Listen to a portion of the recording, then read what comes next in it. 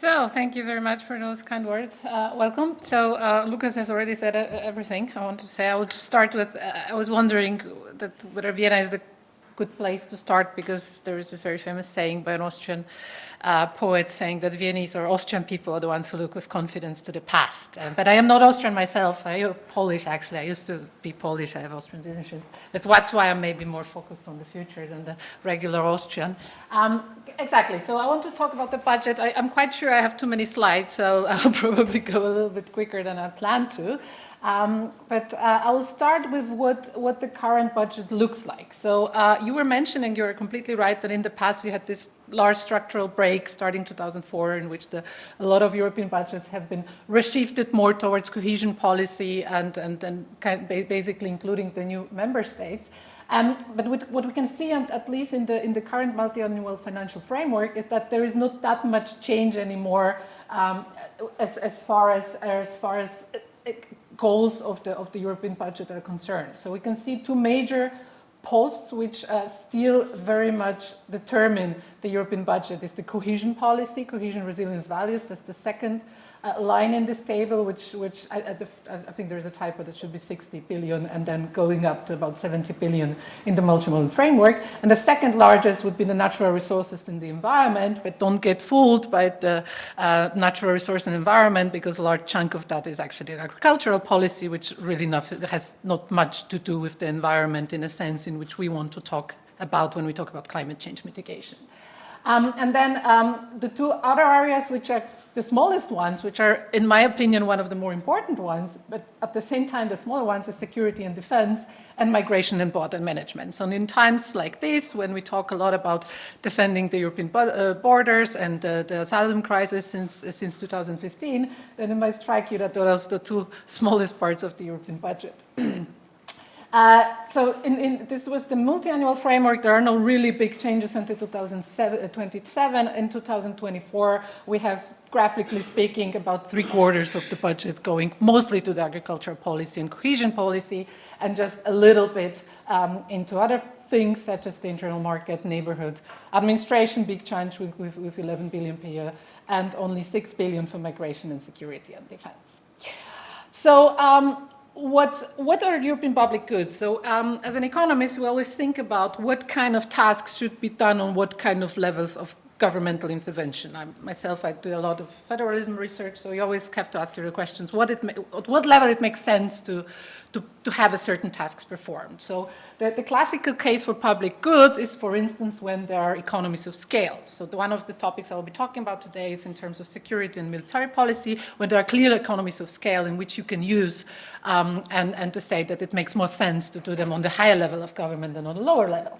The other advantage of having a certain task on a higher level of government is consideration of externalities. And the other two topics I will be talking about today, which is education and research and climate change, are also obvious examples. Climate change is an obvious example of best being tackled, obviously, at the worldwide level. But since this is not feasible in anytime soon politically, then at least we should talk about it at the European level. And research and development and education is a very similar case, because it's considered something which typically has a very high positive spillovers toward the rest of the society, improving other areas of life. So it might make sense to talk about it at the more European level than national level. On the other hand, there are some advantages of keeping policy areas at the national level, such as there might be some better information at the lower level of governments. There might be more democratic control, which is a critique which obviously the European Union has to be aware of, that many people are against shifting competences more to the European level because they have the feeling that there is not enough democratic control in the decision making there. And some diverging national interests, which is obvious if you look, for instance, at the energy policy at the European Union, that there are many people opposing because national interests still play a very strong role. But still, in my opinion, at least for the three areas I want to talk about today, there are many more advantages of having those goods provided at the European level compared to the national level, in this sense. And the three areas I want to talk about precisely is climate and energy, research and development and education, and security policy. Security meaning security in terms of defense, but also security in terms of securing the borders because of migratory movements and the like. So if we talk about climate and energy, obviously this is the case of a classical externality in which it makes sense it is more efficient to overcome it if everyone participates. And one of the key points I want to make today, with citing a few studies which have been done on that, is that the energy union is a much more efficient way to deal with energy policy and with climate change, rather than trying to stick to national level policies. The other area is research and development. What I will try to convince you is that Europe lags behind in those areas, behind USA and Asia more recently. And what we really need is on one hand, innovation basic research, which at times, in particular when it comes to large, long-term, deep technology projects, which are on the one hand very long-term, and you have a lot of risk of stranded assets and a very long time to development, then it probably should not be only taken care of by the market. So as liberal as I am, there are some instances, and deep technology research, for instance, in AI or in climate change technologies, have aspects which, in my opinion, have to be addressed also with some kind of governmental intervention. And obviously education, as in any kind of an economy, including the European economy, being the base of an innovative and long-term prosperous society, is only when we have really a well-educated people there. And the third part is security policy. I will also try to convince you that this is actually a very absurd situation in which we are in, is that the European countries actually do not spend that little on security policies if considered together, but they just don't do it together. So there is an obvious advantage of doing certain things together to be able to really take advantage of the economies of scale, but there's also an economic aspect to it, which I would like to stress. Okay, so let's start with climate. So as I was mentioning, when you think about this 50 billion something per year for environment and natural resources, then you think, well, we spend a lot on climate change. Well, we don't, because a large chunk of that, I'm not sure about the exact numbers, but 30 to 40 billion per year goes to agricultural policy. Whereas if we really look into the multi-annual framework, which you can look up in the legal documents of the European Union, then it turns out that the commitments for financial needs for climate change mitigation are about 2 billion per year in 2023 and 24, and the actual payments have been actually even lower than the commitments which have been made, which counts around only about 500 million euro. Some examples of that is essentially the LIFE program, which is one of the European institutions which really is about trying to find innovative projects and innovative technology projects, and also research projects which go into climate change and other aspects. And it has a sub-program called Climate Change Mitigation Adaptation, and it's only been about 20 to 30 billion per year. The whole thing is donated with about 900 million for the multi-annual framework. So there is really, these are the sums which we really should not be taken seriously if we think about the size of the European economy. The other good thing which we have, and my first point I would like to make, is that we have also another very good European tool to try to promote technology advancements in climate change policy is Innovation Fund, which is to some extent funded from the receipts from the trade of CO2 certificates at the European level, but it could also need a boost, in my opinion, in terms of financing to be really able to be competitive. So there are some programs, so there is something there, but in terms of scale, is just too little to be really able to tackle the problem. Just want to give you one example in real numbers. So as I said, Innovation Fund, or for instance European Investment Fund, which is budget about 50 million per year. There was a few years back, there was an American startup which tried to manufacture a new technology to produce solar panels. They eventually failed, but it doesn't matter. But what matters is that how much they really needed to invest to make the product, and in the few years in which this company was in the market, they received about 1 billion in funding. So be able to be able, to some extent from the markets, to some extent from the government, from the Ministry of Energy and Environment in America, but it was about 1 billion to actually develop the project. So when we're talking about deep technologies such as climate change and mitigation and adaptation, we talk money which is way, way, way higher than what we're willing to invest at the European level nowadays. Okay, the second part is about energy union. So I will give you in the next slide an example of a few studies which show how much it makes sense to really invest in integration of the European energy market. So we have two aspects here. One of them is obviously the gas and hydrogen infrastructure, or currently it being a gas infrastructure, which in the middle and long run should be transformed to a hydrogen infrastructure. And the other aspect is electricity market integration. So the third aspect is obviously the case which we've been discussing a lot in the Ukraine crisis, whether it really makes sense to procure gas, for instance, at the national level, where each individual country in the European Union does not have enough negotiating power, or maybe does not have. This has always been this huge discussion between economies: who has more negotiating power in the gas, in the natural gas discussion with Putin. But for sure, if we are able to commit to joint procurement, there will be more negotiating power than less. That's quite obvious. And again, also in this case, we have some projects at the European level which aim at tackling the question of integrating the market. So when it comes to hydrogen, developing hydrogen infrastructure and rebuilding the current capacities of transport of natural gas to be able to use green hydrogen in the future, and also electricity grids are in those two projects which I mentioned here, the Safe Energy and the TN Energy, which is an abbreviation for Transport Energy Networks. In energy, there are some bodies, but there are also, again, the similar problem. We have an institution, but this institution does not really have enough budget to be able to tackle the question in a very serious way. Then why does this make sense? So what I'm always saying is that the Europe has been built on fundamental freedoms and for fundamental freedoms.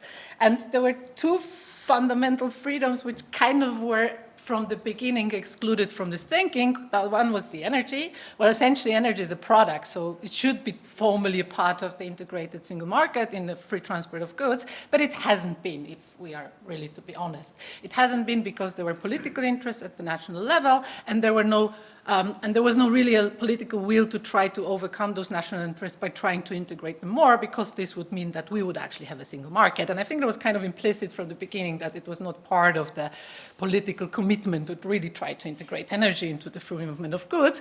And the other hand, also the capital market union, which I will get back later to in the aspect of research and development. But focusing on the electricity market. So these two maps here and the studies which I cite here come from Bruegel, which most of you will know. It's a thinking in Brussels. And they show that why it makes sense to really tackle this at the European level. So we have enormous differences in the capacity to generate electricity from renewables from region to region. I was also myself quite surprised to learn that Poland is one of the countries with one of the highest onshore wind capacity production in Europe, which is much higher than, for instance, Italy or Germany or Austria. In Austria, we have this discussion we need to build windmills everywhere. It's like, yeah, we could. I'm not against it. It's just, wouldn't it make sense to spend the same money on building the wind power where it actually generates more electricity and trying to do this together? And we have the same issue, obviously, with solar capacity, with the southern countries producing much more. On the other hand, also, we have demand and supply differences between countries. And if you are able to integrate the market, then not only you are able to use the competitive advantage in production, but you can also, stabilize the grid in terms of being able to make the demand and supply of energy fit together. So those two programs I was mentioning here, they actually try to tackle this issue. So that the goal of those European projects is to build those connectors the largest focus is on building connectors to offshore wind generation, but there is also some on the onshore electricity, such as building the north-south axis to Spain and also through Germany. But as I said, they're not very well funded in the sense that they don't really have enough money and to tackle this properly. And there are studies which show you that this really would have enormous economic benefits. We are able to build this. So going back to 4 fundamental freedoms, the 5th one should really be a free flow of energy, whether it comes to electricity or gas or hydrogen in the future, because it just makes it is the same logic what the European is built on, including competitive advantages and profiting from those competitive advantages by providing the public good more efficiently. So the second topic I want to talk about is research, innovation, and education. So in terms of research, there are clear signs that Europe is falling behind Asia and America. So this is just one indicator. I could take other indicators, but just for the sake of simplicity. We have annual patent applications per million people, so scaled down to the size of a country. It's about 300 on average in the world. And then we have South Korea, Japan, US at the 3 kind of top positions. I explicitly did not include China because there was always a discussion about the quality of the patents in China, but they also have a lot, obviously. But South Korea, Japan, USA, Germany still holding ground. Most of those patents coming from the industrial sector in Germany. We should not forget it, that Germany and Austria are countries in which most of the research is actually done within the industrial companies, like 60 to 70%. So why is also very important to keep the industrial production in Europe, not because there are so many jobs connected, but because there is a lot of research and development power there. And then we have the other parts of the European Union which really are clearly falling behind. So we have this problem, and since we talk on one hand on industrial production, so one thing obviously is to restore competitiveness of the industry in Europe to be able to keep ground, but that's not enough probably, because on one hand what the other countries are doing better is much more innovation in digitization and digital technologies, AI and so on. The other thing, and that's what will bring me again later on to the security policy aspect, is military research, which role models such as Israel and the US having developed a lot of civilian technologies, starting with internet and GPS and all those things we take for granted now, which actually have been researched and developed as military technology. That's why I have mentioned in my slide there's something called DARPA, which is the American Research and Development Institution focused on security and advancing security and military technologies with a huge budget, and there have been voices at the UN and kind of share those voices that we need something similar in Europe with a large-scale development of security and military technologies. But also, again, we have some initiatives such as InvestEU, Horizon Europe, Next Generation EU, but most of them are just too small to be really able to become a front runner. Maybe one other aspect, last year my research institute has organized a conference on the economics of AI, and we had a keynote speaker from the University of Toulouse who has shown this amazing picture that we have a lot of very good AI research, and we have, for instance, 2 or 3 quite famous AI startups in Europe, like Solana in Berlin and in Cambridge. I don't remember the name. But the point is that nobody really cooperates with each other. So there is a lot of very tiny scale individual projects which struggle to really get large and struggle to get funding and struggle to be able to cooperate with each other. So this is, and we have a lot of human capital on that, but then we fail to, at the European level, we fail to make those companies large, and we fail to make those people who are really well educated also in the topics to stay in Europe and work on those topics. So what I was thinking about is like just one very precise idea. For instance, and there is this European idea of IPCEIs, the important projects of common European interest. We have a few of them. It's in hydrogen, for instance, but why not an IPCEI for AI? Like now, or yesterday would be even better, but why not? So to have those, a very concrete idea on how to promote research and development and international cooperation on the European level. On the other hand, that's an old joke that we are pioneering regulation and data protection, but why is this a problem that, for instance, if we think about the AI companies working in Europe, there have been voices from them that they feel threatened by this regulation because at the very end, they will have harder time dealing with this regulation than the ones who are already established and large. So it might kind of kick you in the butt in a sense that you are killing your own innovation in the process by trying to regulate the outsiders. So that's something which we also need to keep in mind. The other part, what is really important about research and development, why I was thinking again about the capital markets, like a proper capital market integration, is also related to research and development. So the other thing which kind of always politically has been excluded from the free movement of services, in this case, no goods, was really a free movement of capital. And one just one thing which we really fail at is that we are not able to raise enough money for innovation. So there are two aspects here. So one would be to force it to having a more integrated capital markets, which will make it easier to fund research and development through market means.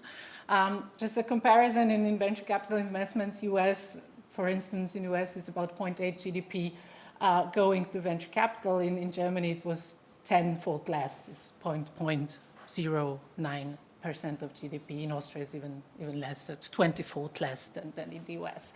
But if we are managed to have an integrated capital framework, then it will also be much easier to raise really large funds for those growing projects. So that's one thing. Financing innovation, financing research through market means. But then the one thing I'm always worried about is that there are kind of projects which you cannot really rely on solely with the market. So if you think about risk capital, then typically you think about project duration of 7 to 10 years, after which the fund closes and says, okay, it failed or it didn't fail. But if we are really serious about developing technologies which move on in climate change, such as, I don't know, new electrolysis types, I'm not a physicist, so I have no idea what I'm talking about, but then the kind of things which really go deep into the technology development, whether it's AI, whether it's climate change mitigation, those things take years, and they are very risky. They are not done within 7 years. From a paper and a patent to market, that might take 20 years. And that's where also the need for governmental intervention is, in my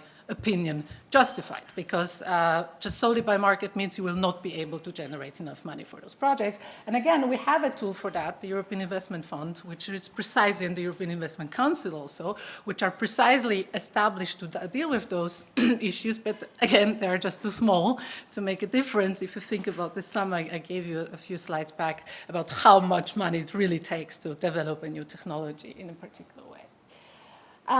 The last thing is education in this part, and then I'll go to security policy, and I will try to quickly wrap it up, is the question of again, a program for an educational movement. So in our opinion, education exchange promotes European thinking, promotes labor mobility, get kids to learn languages and to learn new culture and to learn some other things, which is really also a very important political dimension.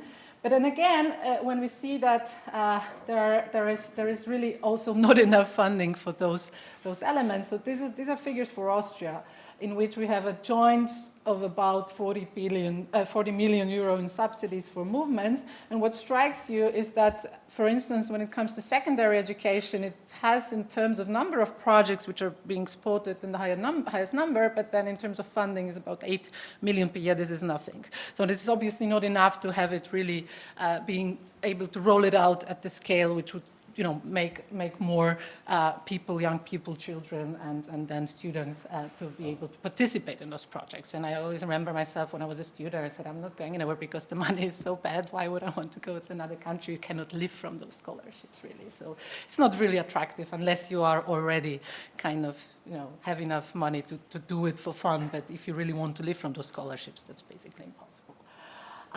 So education, again, I think Lucas has this also formulated this himself, that education should also be another fundamental freedom, the free movement of education added as an additional European public good.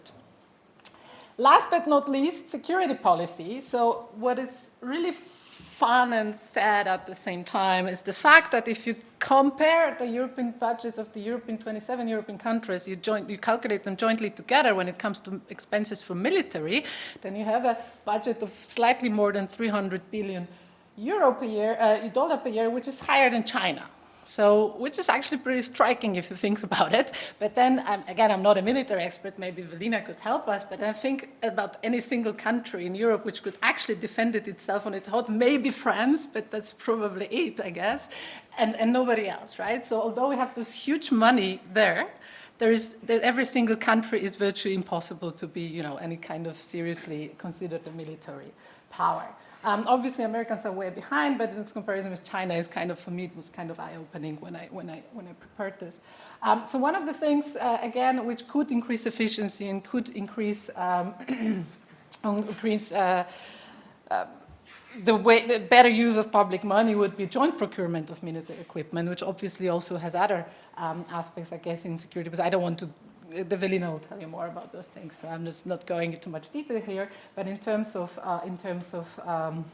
efficiency, again, also more coordination with NATO, but at the same time not being relying on them. But the one aspect I want to mention in purely economic terms is again the fact that it has an economic element into it. So it's one hand is on about defense policy, but on the other hand is really about a huge potential for innovation, which brings me back to DARPA, which is clearly a military research project, but those kind of projects have proven in the past that they are able to generate innovation at a very high level, and we have also here potential for improving innovation at the civil level. So that's one thing, and the last thing is about the asylum policy. So I'm mentioning we have about 2 billion per year in the European budget for the overall security of the borders in terms of asylum crisis. But obviously, this isn't a European issue, right? So we cannot do as if this was a national issue because we have free internal market, the free movement of persons within the Schengen area, then anything which happens at the borders obviously affects the internal market. So obviously, it also has to be considered more of a European issue than it has been in the past. And we have those huge discrepancies between the countries. This is the newest data from 2023 about first-time applicants per 1,000 people in the European countries, with Cyprus, obviously for geographical reasons, being at the first place with more than 12, followed by Austria, Greece, Luxembourg, Germany. So we can see that this has a huge impact on some countries, and obviously this is something which has to be done more on the European level. Now, what was it, like a month ago, we had the CS reform has went through at the European level, but the critical voices are such that it really did not change that much in the current system. It still has enough freedom for the countries to be able to duck themselves away from the fair distribution, and it's not really something which would make a huge difference. Although we talk about the reform of Dublin Convention at least until 2015, but probably earlier. So the very last point is about financing, because we were talking about the liberal people, it's like we always think about do we really need new taxes? And I think that in this case, it's less so about new taxes, but more so about what to do with current money and what to do with how to raise the money. So the first thing is that when we look at the budget, we see that clearly there is a huge budget at the European Union. It's just with 3/4 of it go not to these areas. And I'm a huge critic of the common agricultural policy since years, and I think that's one of the biggest potentials in which you could find money to really look more into those issues. But then on the other hand, we can also do several other things. So one thing we really need to not do is to say we give more money to the EU without actually identifying the problem. So which should not happen. But as soon as we identify the problem, we have basically two solutions, I would say. So one thing would be if we recognize that some of those competences should be better tackled at the European level rather than the national level, then what we could do is simply, increase the contributions in which we reduce the national budgets. But if we take the national competency away, then it's a zero sum in a sense, that there is no more tax money needed. It's just a question of recognizing that it might make sense to have those tax revenues shifted to the European level to tackle particular problems. There is a risk to that, obviously, that those funds will not be used in a way you want them to be used because of lack of democratic control of other political considerations, so we need to be really careful. One one idea to tackle this problem is obviously earmarking them for certain projects, such as, okay, so this part of the contribution should go to, increasing the capacity of European electrical grids, or this part should go to European educational policy or research and development. So earmarking is one solution, which is typically, it doesn't solve all the problems, but it's essentially something which you could do.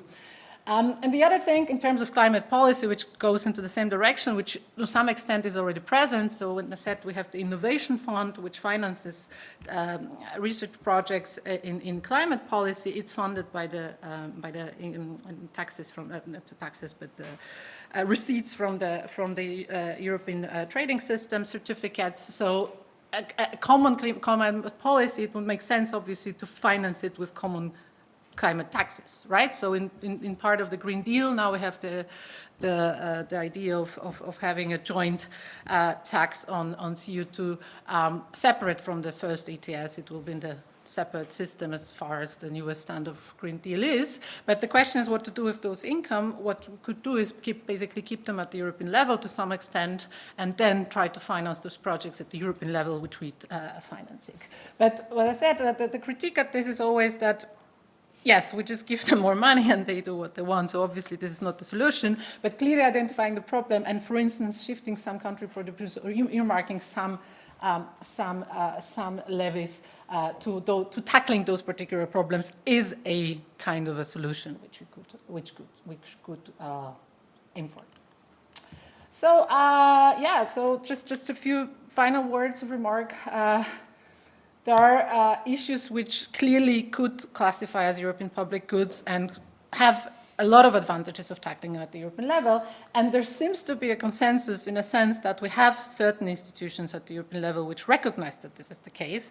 But the problem they have is typically they're just not powerful or not large enough to be really making it count. And also that the implementation of good ideas is really, really slow, whereas where it comes to climate change or losing ground in innovation, the much, much quicker reaction is necessary. And that's pretty much it. I'm already over time, so I'll just skip this. And if you want to send me an email or ask some questions, you can just contact us and we can gladly provide you with more information.